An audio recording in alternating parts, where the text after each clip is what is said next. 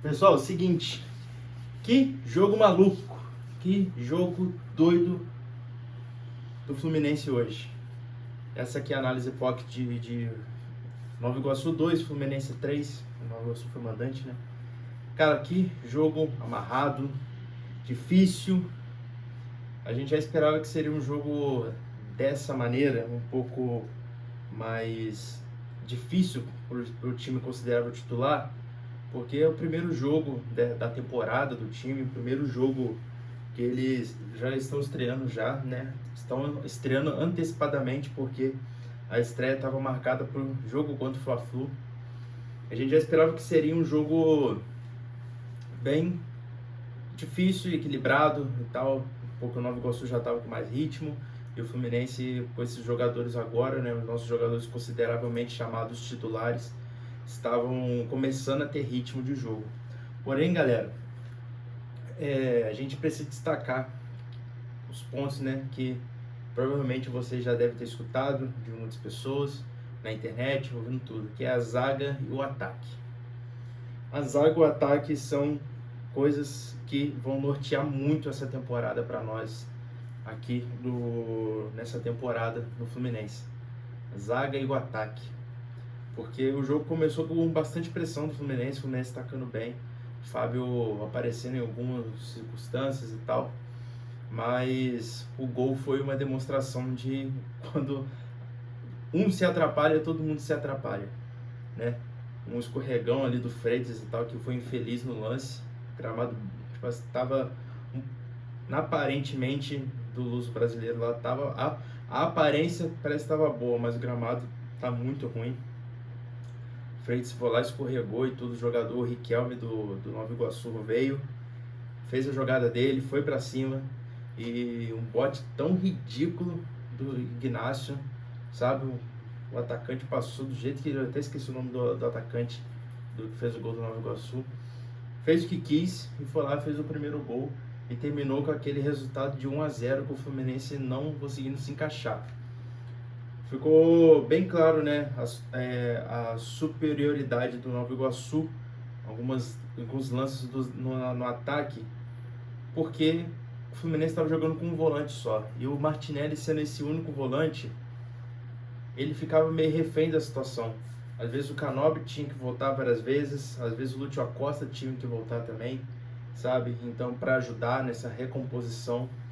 Mas eu acho que essa resposta que a gente queria de ver o Lúcio Acosta e o Ganso jogando juntos, eu acho que não serve para os dois jogarem juntos se tiver um volante só. Eu acho que para os dois jogarem juntos tinha que ser um formato de 4-4-2, que seria ali dois volantes ali, um jogo mais consolidado, que seria os dois ali articulando, teria mais um meio de campo mais fortalecido e somente dois ali no ataque ali, o Lúcio Acosta poderia avançar, enfim. Esse negócio de tática a gente conversa depois em outro jogo. Mas ficou bem nítido como o Fluminense se tratou para esse jogo, depois conseguiu a virada, o Matheus Reis, pô, o moleque conseguiu demonstrar um pouco do futebol dele na chance que ele teve, foi para cima, sem medo, sabe? Coisa que o Riquelme nos dois jogos que ele teve, que era para ter feito isso, não fez. O Matheus Reis, em dois jogos que ele teve, jogando bem, conseguiu demonstrar essa vontade de querer jogar, vontade de brigar pelo espaço dele na temporada.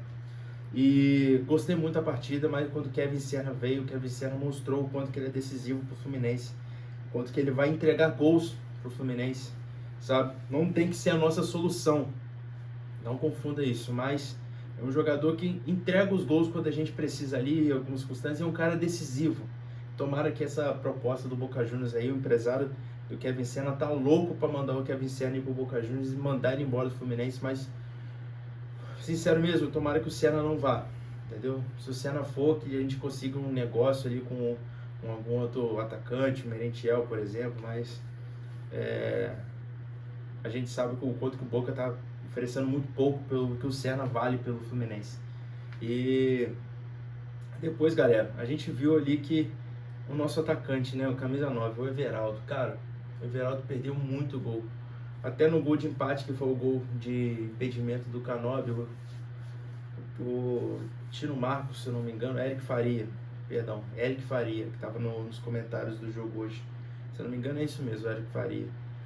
Falou, então, tipo assim, foi a transmissão do próprio Premier tava humilhando o Everaldo, sabe? Porque o Everaldo não pode perder um gol daquele, não pode perder a chance que perdeu, não pode. E demonstrou muito sobre o que é a falta de um camisa 9 no Fluminense, o que a falta de um camisa 9 faz. Hoje ficou nítido mais ainda. Tá certo, fez o gol, fez o mínimo, o Everaldo fez o mínimo. Tem que sair vaiado sim, tem que sair bastante cobrado. Pô, dá pra apoiar, galera, a gente apoiou o ano inteiro de 2025 esse cara. E ele não demonstrou nada para que agrega para o time, nada que agrega para a equipe. Não é que virou o ano que a vida nova ele vai fazer vários gols. Pode fazer, tomara que faça. Mas galera, o que a gente viu nesse primeiro jogo não demonstrou isso. Não demonstrou o Everaldo que a gente estava esperando, sabe? A gente, na verdade, a gente nem espera mais dele, né? Fez o gol contra o Nova Iguaçu, que é o mínimo que ele tem que fazer. Porque até então ele só faz gol contra time pequeno, né?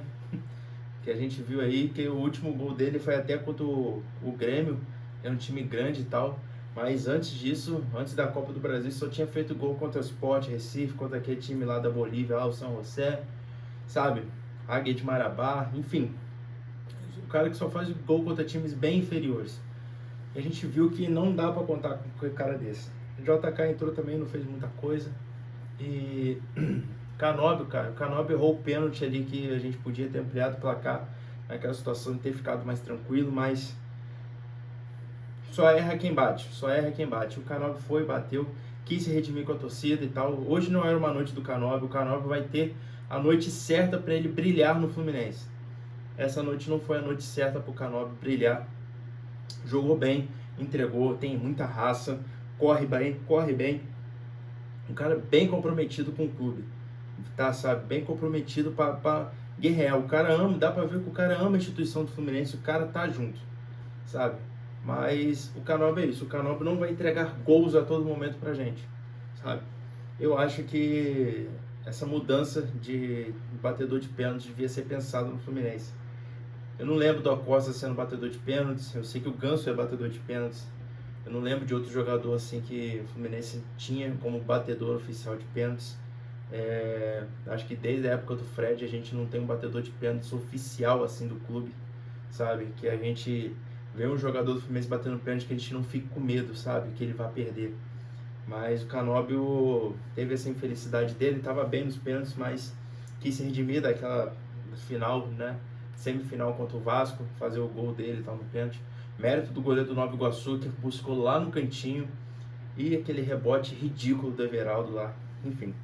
Galera, jogo maluco, mas o que importa são os 3 pontos que veio pro Fluminense. A gente vai, na tabela a gente tá em segundo. Amanhã aí a gente faz um vídeo aí. Durante essa sexta-feira a gente faz um vídeo bem legal, mostrando o resumão da rodada.